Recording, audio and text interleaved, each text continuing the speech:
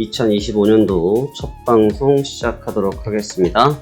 먼저 올 한해도 여러분들 좋은 일 가득하셨으면 좋겠고, 시장에 따른 수익도 여러분들이 시장을 초월하면 참 좋겠지만, 시장을 이기려고 하기보다는 시장의 움직임에 잘 따라가셔서 그만큼의 수익이 여러분들 통장에 잘 찍히길 바라겠습니다.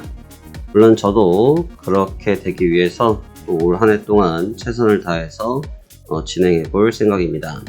새해 모두 건강하시고 새해 복 많이 받으십시오. 자, 그러면 이러한 인사는 여기까지 종료하도록 하고, 다시 우리는 시장에 충실히 살펴보도록 하겠습니다. 안녕하십니까, 화세강 송대표입니다. 2025년도 1월 2일 목요일, 현재 시간은 오전 10시 39분이고요. 자, 오늘 시장에 대해서 말씀드리도록 하겠습니다. 자, 그러면 우리가 지난 연말 증시가 어떻게 끝나는지 살펴보면서 오늘 우리 시장 대응 어떠한 방향으로 풀어갈지에 대해서 같이 한번 이야기 나눠보도록 하겠습니다. 먼저 지난 주말을 앞두고 마감했던 다우지수를 살펴보자면, 다우지수는 전장 대비해서 0.07% 29포인트가 하락을 한 42,544포인트에서 소폭 하락 마감했습니다. 우리가 보통 이제 연말 증시, 제가 31일 날은 거래를 안 했지 않습니까? 물론 이제 우리나라장이 쉬는 날은 저희가 휴무이기도 하지만, 특히나 이제 12월 31일 연말장은 거래를 아예 안 합니다. 이 나페 같은 경우는 조금 뭐라고 할까요? 예상치 못한 움직임들을 너무나 자주 보고, 안 그래도 연말 앞둔 한 장을 한 이틀 동안 상당히 고비 끝에 겨우 수익을 내고 마감을 했는데, 이 연말장들은 예상치 못한 움직임들이 좀 많이 나옵니다. 물량들도 좀 그렇고, 물량들도 시장에 원래 대기하지 않았던 물량도 팍팍 튀어나오기도 하고, 또 포트폴리오가 좀 빠져있던 것들에 대해서 급격하게 채우면서 움직임이 나오기도 하다 보니까, 제가 보는 기점에서 잘 하시는 분들은 또 아닐 수 있겠지만, 제가 보는 기점에서는 굉장히 까다로운 편에 속합니다. 연말장은 안 보는 편인데 역시나 크게 움직이지 못했고 제자리에서 그대로 마감이 됐습니다. 일단 다우지수는 작년 한 해 동안 굉장히 많이 올랐어요. 일단 전년 대비 12% 정도가 올랐습니다. 작년 대비 12% 정도. 참 우리나라장과 비교를 하면, 지금 키움증권은 연봉이 지원되지 않아가지고 제가 대신증권 잠깐 보여드리면, 다우지수가 12.88%, 거의 13%가 급등을 했거든요. 거의 13%가 급등을 했는데, 얘가 많이 올랐다고 했는데 나스닥은 28.64%, 30%가 올랐습니다. 30%가. S&P 500은 23.31%, 굉장히 많이 올랐죠. 네, 참으로 상반된 주가 흐름을 보이고 있습니다. 우리나라도 같이 한번 보자고 하면, 우리나라 같은 경우는 작년 한 해 동안 동사를 어떻게 졌냐, 마이너스 9.63%니까 플러스 9.63%가 아니라 마이너스 9.63%입니다. 굉장한 온도차를 보였죠. 그래서 다우지수는, 나스닥, 미 3대 지수는 작년 한 해 펄펄 날았어요. 근데 사실 다우지수를 재작년 연말, 작년 초만 해도 시장에 대해서 평가했던 인터뷰, 경제기사, 경제방송 모두 다 고이자율 때문에, 고환율, 고이자율 때문에 주가가 굉장히 좋지 못할 거라는 평가를 했던 것이 사실 대다수였습니다. 그런 대다수 의견들을 한 번에 깨부시면서 빅테크, AI라는 섹터를 활용해서 주가를 완전히 공중부양을 시켜버렸죠. 사실 그 기업들의 가치가 얼마나 있는지는 사실 현실적으로 체감을 못 하신 분이 더 많으실 거예요. 왜냐하면 나랑은 좀 관계가 없는 부분일 수 있기 때문에. 그리고 이제 비트코인 같은 경우를 채굴해 보신 분들은 아시겠지만, 그래픽카드 같은 경우도 엔비디아가 대장이었으니까, 그래픽카드 같은 경우도 비용 자체가 많이 좀 절하됐기 때문에 과연 어느 정도의 실효성이 있겠느냐 했지만, 그런 것들을 모두 다 부셔버리면서 우리는 신사업에 굉장한 힘을 갖고 있다라는 투자 수요가 쏠리면서 주가가 강하게 견인되었습니다. 부럽죠? 네, 부럽습니다. 사실 내부적으로 미국 자체적으로도 분석하기에 현재 부채 한도에 대한 부담감을 좀 크게 가지고 있고, 부채 한도에 대한 부담을 갖고 있으면서 아울러서 현재 이자율에 대해서 금리 이런 부분에 대한 부담도 많이 느끼고 있는 상태라는 측면을 고려했을 때 그런 부분들을 모두 불식시켜주는 강력한 힘을 빅테크에서 줬거든요. 올해도 사실 다른 섹터는 없다고 생각이 돼요. 바이오가 갑자기 튀어나올 가능성은 좀 제한적이라고 보여지고, 여기서 그렇다고 해서 소매 쪽 산업이 눈에 띌 것으로 보기는 어렵고, 갑자기 기상 이상이 더 심해져서 음식물 쪽 섹터, 식료품 쪽 섹터, 농산물 쪽 섹터가 강하게 들어올리지 않는 이상 현재로서는 이 빅테크 sek터의 사이클이 손쉽게 꺾이기는 쉽지 않다고 보여집니다. 하지만 쉽게 꺾이진 않겠지만 현재 랠리 탄력성을 계속 가져가기에는 부하는 분명히 받을 것으로 보여지고, 작년에도 강한 랠리 이후에 실질적으로 몇 달을 쉬었어요. 그러니까 작년에도 주가를 강하게 들어올린 거는 11월 달, 12월 달 정도라고 보시면 되거든요. 재작년에도. 근데 이제 2024년도는 계속 날렸다라고 보고 중간에 한 두 차례 정도, 월봉입니다. 두 차례 정도 휴식을 했던 시간을 빼면 또 역시 랠리를 보였습니다.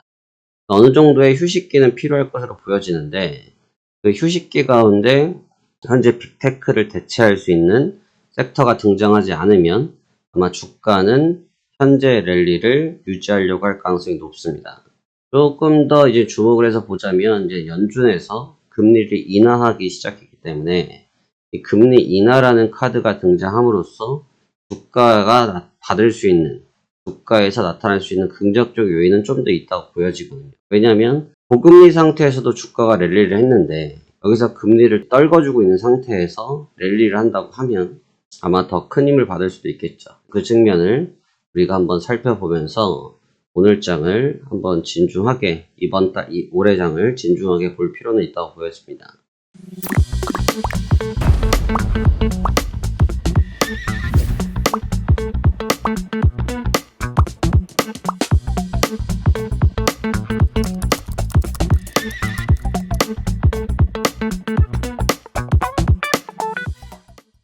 문제는 결국 이제 눈치 싸움인 것 같은데, 연말 증시를 앞두고 다우지수는 거의 한 달을 조정을 받았어요.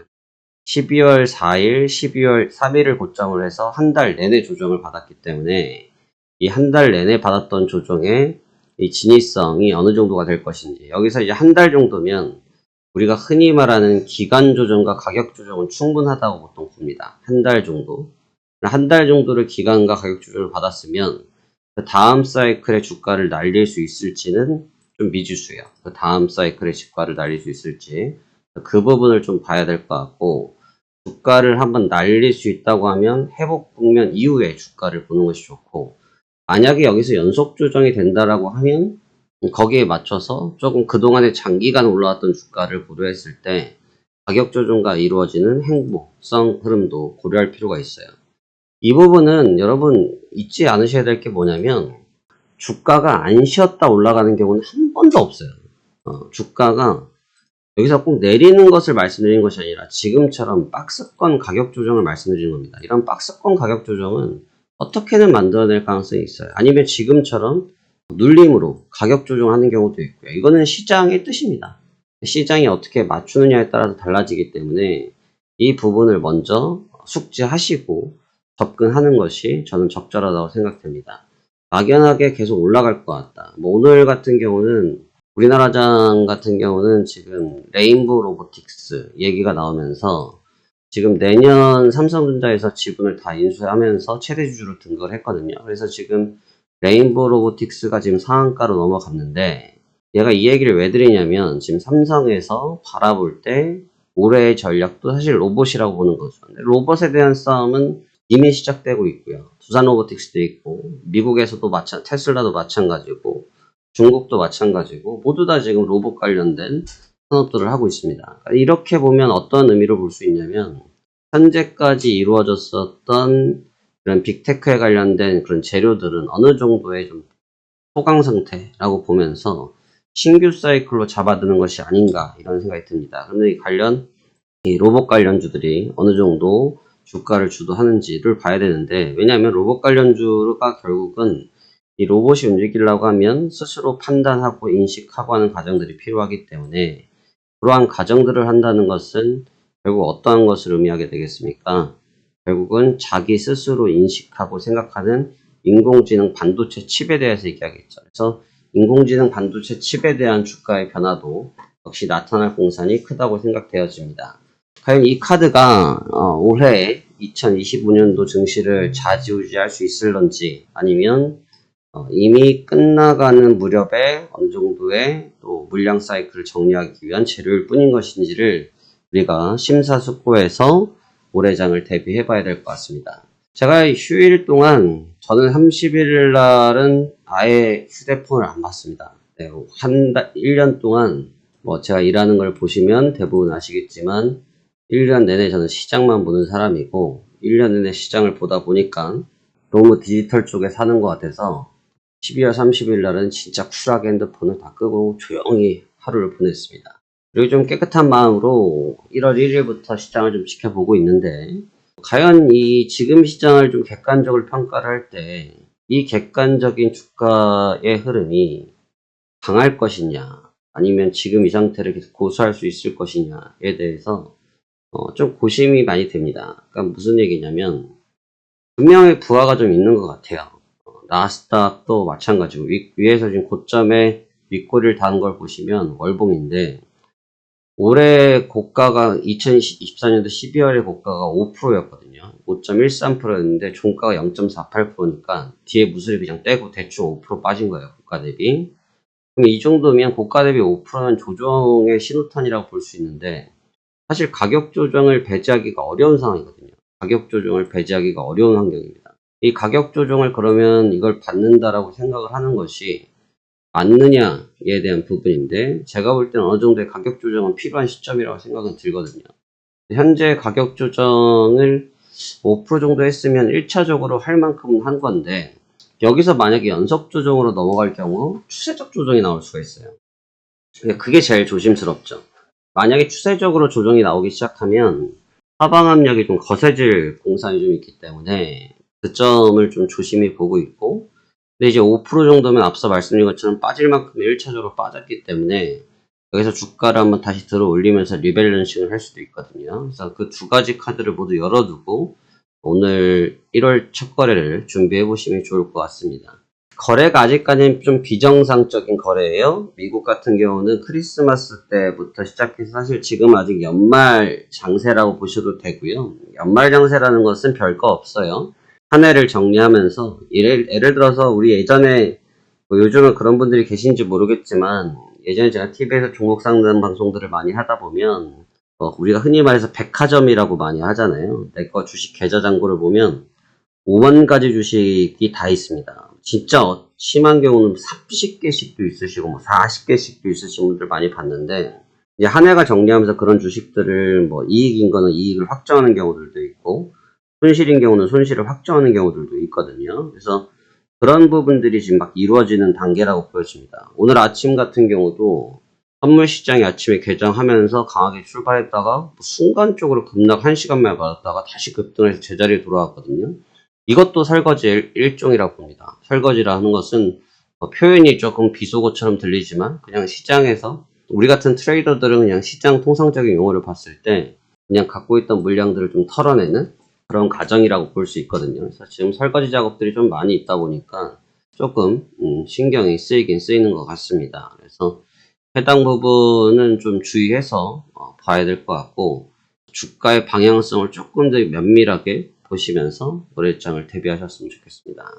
저 또한 작년 결과를 보니까 아주 흡족은 아니지만 그래도 매달 꾸준한 수익을 잘 냈고 좋은 결과를 내서 작년 한 해도 최소 억 단위에서 수억 원대까지 수익은 잘 확정진 것 같습니다. 그래서 만족했던 한 해고, 그 이상도 낼 수 있었지만 제가 늘 얘기하는 게 있습니다. 만족하는 것도 있지만 시장에서 내가 받을 수 있을 만큼만 받고, 또 시장에서 너무 동떨어지지만 않는다고 하면 결과적으로 내가 이득을 취할 수 있기 때문에 저희는 그러한 단계에 지금 잘 들어왔다 보는데 내년 한 해도 그러한 생각으로 잘 대응해 볼 생각입니다.